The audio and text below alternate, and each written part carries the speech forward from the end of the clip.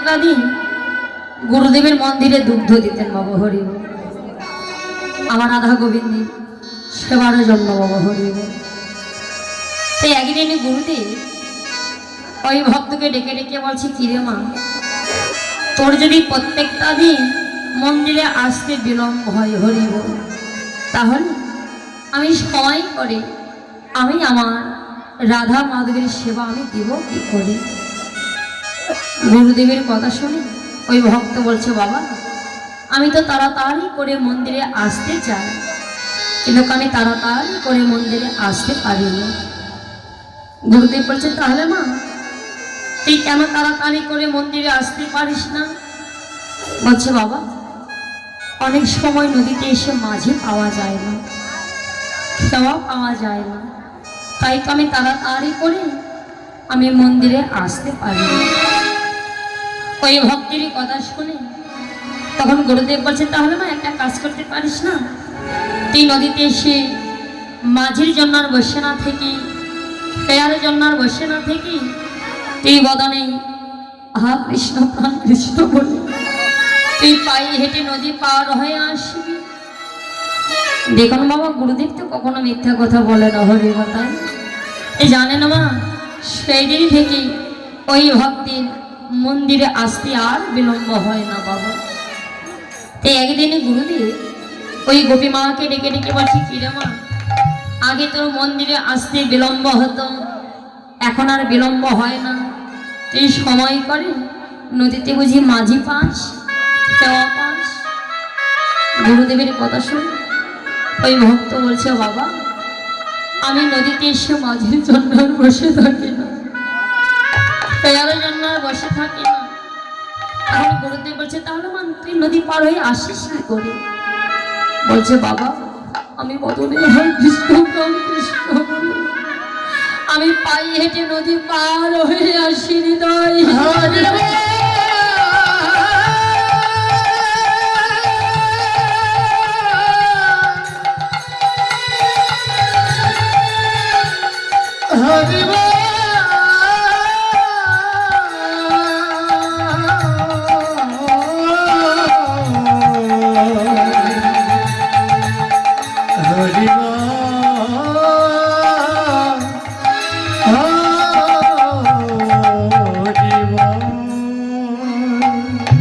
আপনাদের কি বিশ্বাস হয় বাবা হরিনামে পায়ে হেঁটে নদী পার হয়ে আসা যায়?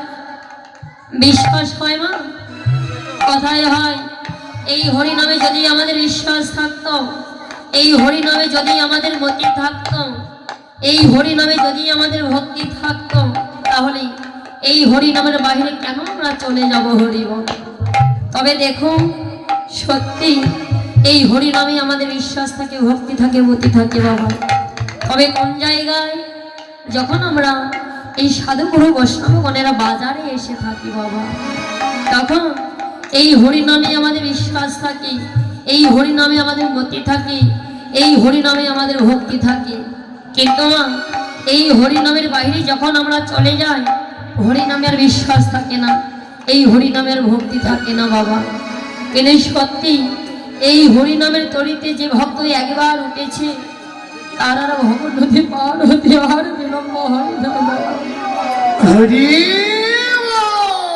দেখুন আপনারা তো রামায়ণে মাধবীর কথা কম বেশি তো সবাই জানেন বাবা, তাই না? যখন প্রভু রামচন্দ্র মা সীতাকে সঙ্গী করে নি, ভাই লক্ষণকে সঙ্গী করে নি, যখন মাধবীর ঘাটে দাঁড়িয়ে মাধবকে ডেকে ডেকে বলেছিল, মাধব ও মাধব তুমি আমাদেরকে নদী পার করে দাও। মাধবকে পার করে দিয়েছিল বাবা। তিনি কি করেছিলেন? তার তরি খান তিনি মাছ খান নিয়ে বাইছিলেন বাবা হরি। ভাই লক্ষণে রাগ হয়েছিল, বলেছিল, মাধব তোমার এত বড় স্পর্ধা, তুমি প্রভুর কথা অপেক্ষা করে তোমার তরিখানা তুমি মাছ খান দিয়ে বাইছ। প্রভু রামচন্দ্র বলেছিল, লক্ষণ শান্ত হ। কি গো মাধব, তুমি আমাদেরকে কেন পার করছো? মাধব অপূর্ব একটি কথা বলেছিল, প্রভু গো তুমিও মাঝি আর আমিও মাঝি,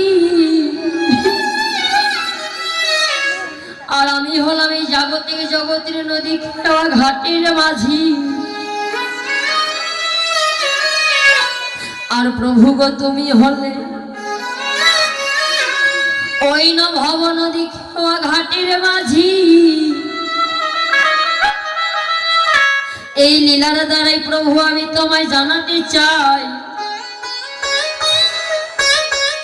আজ প্রভু আমি তোমায় পার করছি না বলে ভাই লক্ষণের রাগ হয়েছে। তদ্রূপ হে দয়াময়, যেই দিন আমরা সমস্ত বাধা প্রতিক্রম করি তোমার ওই ভবপারের ঘাটে গিয়ে আমরা দাঁড়াইব। প্রভু সেদিন তুমি নিজ বান্ধব হয়ে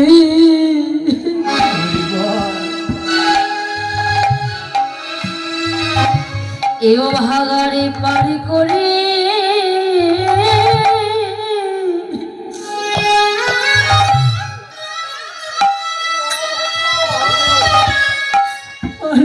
করাইয়ে দিও।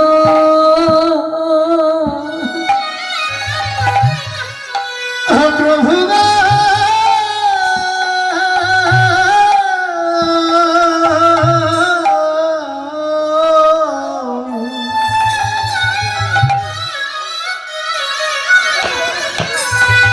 সেদিন তুমি নিজ বান্ধ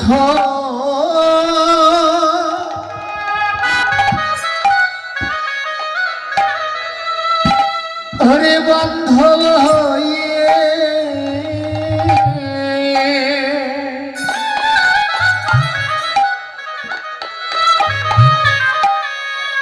হরে অভাগারে পার করে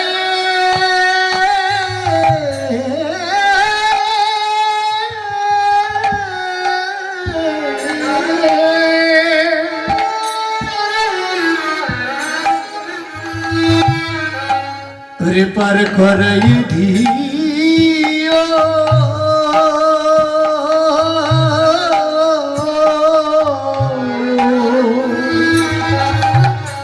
যেদিন প্রভু তোমার ওই ঘাটে গিয়ে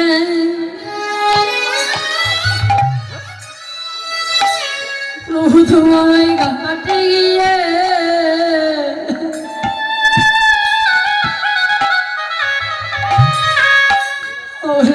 দাঁড়াইব,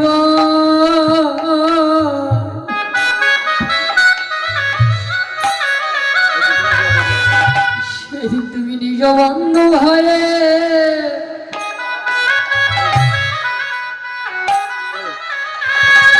এও ভাগারে পারে করে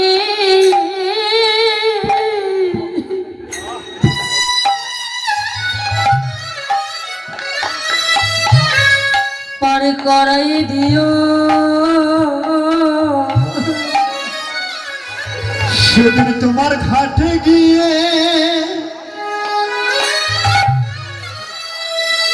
ওরে ঘাটে গিয়ে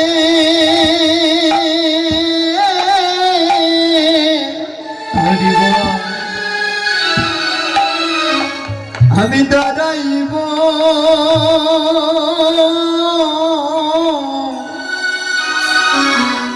সেদিন নিজ বান্ধব হয়ে পার করায় দিও। হরে যেদিন তোমার ঘাটে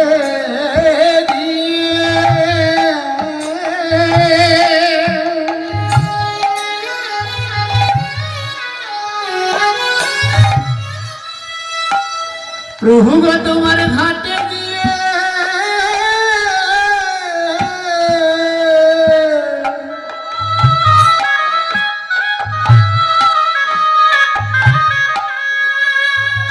আমি দাঁড়াইব।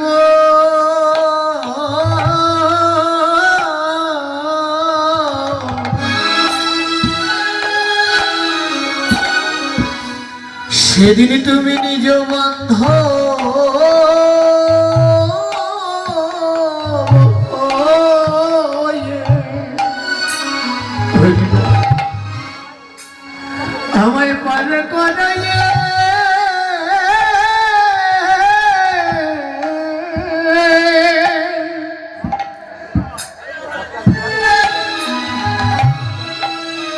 ওরে পার করাইয়ে দিও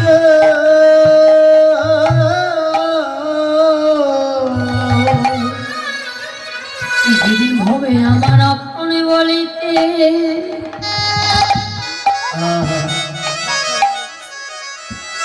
এই হবে আমার আপনে বলিতে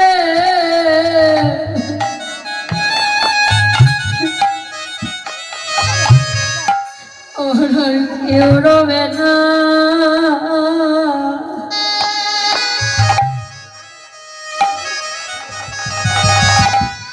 সেদিন প্রভু তুমি নিজ বান্ধব হলে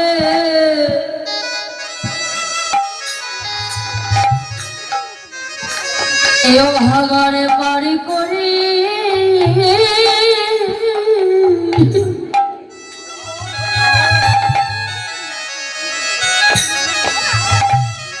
পার করাই দিও।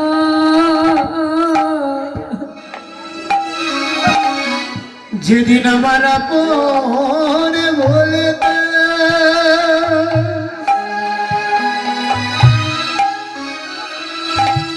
দয়াময় আমার আপন বলতে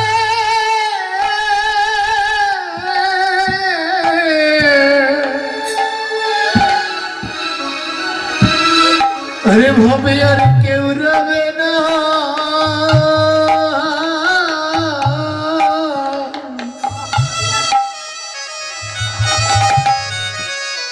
সেদিন তুমি নিজ বন্ধ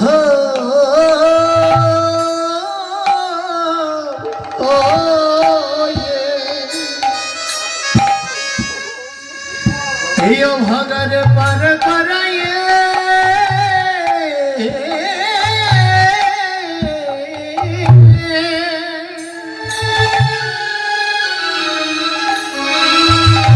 ওরে পার করাইয়ে দিও।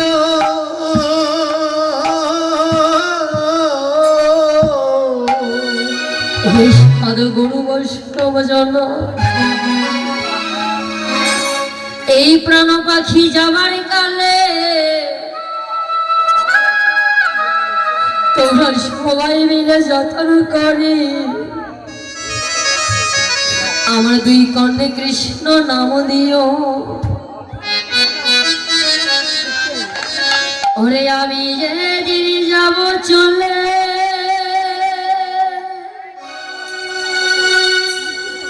মনের তোমার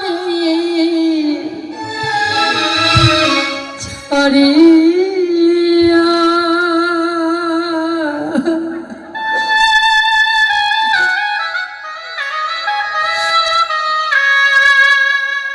চন্দনের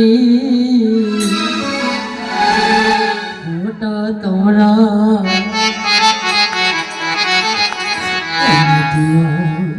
পরায়া আর চন্দনের ওটা তোমরা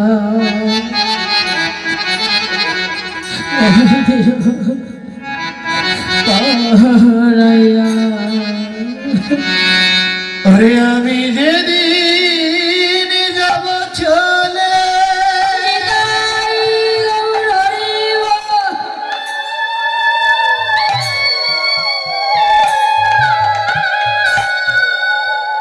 ওরে তোমাদেরই সারিয়া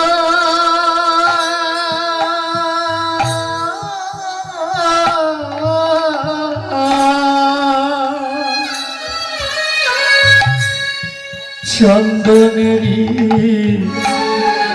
ফোটায় আমার পরাইয়া চন্দনেরই ফোটায় আমার দিও পরাইয়া। সেদিন তোমরা যতই ডাকো না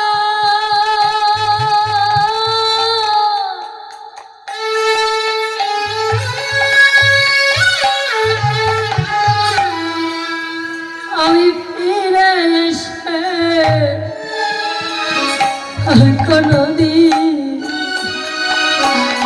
কথা বলবো না। মনে রে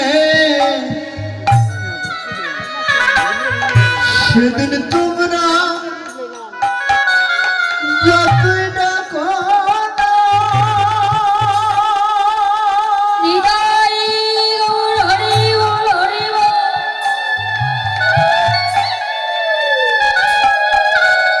ফিরে এসে আর কোনদিন কথা বলবো না। সেদিন তোমরা যতই ডাকো না,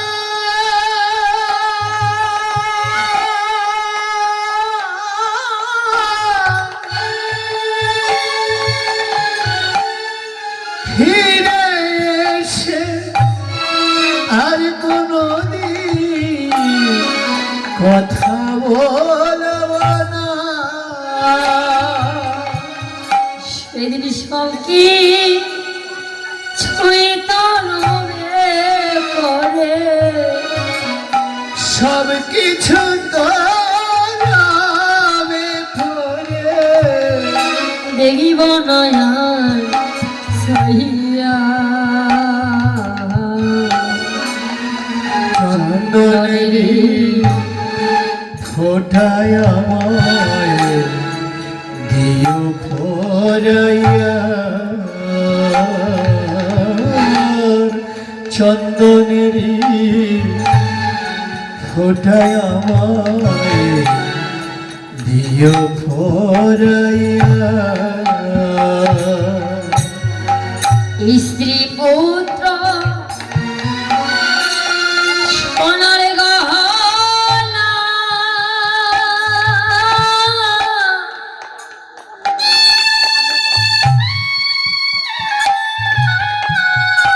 আমি ছেড়ে যাব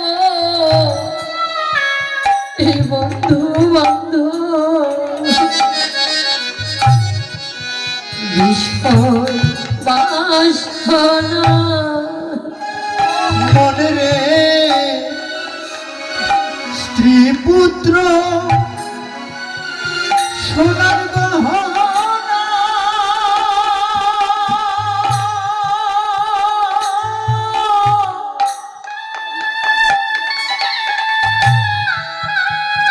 আমি ছেড়ে যাব বন্ধু বান্ধব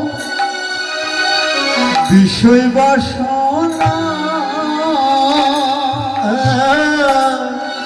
পুত্র কন্যা সোনার গহনা,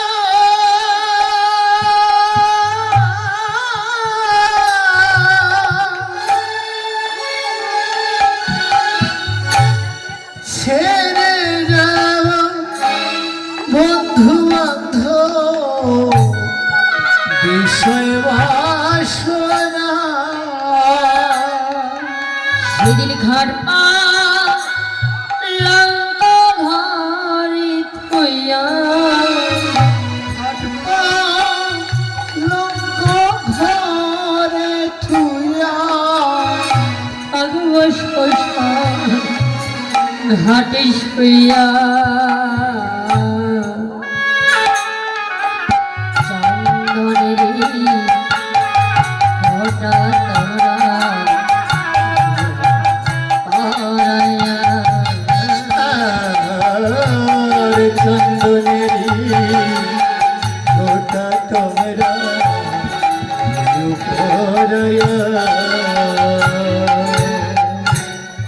প্রভু রামচন্দ্র বললেন, মাধব আমার চরিত্রতে যতক্ষণ লাগে আমি সেই ভক্তকে পার করতে আমি ততক্ষণে বিলম্ব করি না। তবে মাগো, আমরা যদি মাঝ রাস্তায় গিয়ে বলি, ওগো নৌকার মাঝি তুমি আমাদেরকে পার করে দাও, ওই নৌকার মাঝি আমাদেরকে পার করে দিবে বাবা। তদ্রূপ আমরা ভগবানকে বলছি, হে ভগবান, সেই শেষের দিন তোমার ওই ভব নদী আমাদেরকে পার করে দিও। হরি বল। ভগবান বললেন, হে ভক্ত, তোমাদের পার করিবার জন্যই তো আমি ভবপারের ঘাটে এসে দাঁড়িয়ে আছি। তবে আগে তোমরা সাধু সঙ্গ করো, সৎসঙ্গ করো।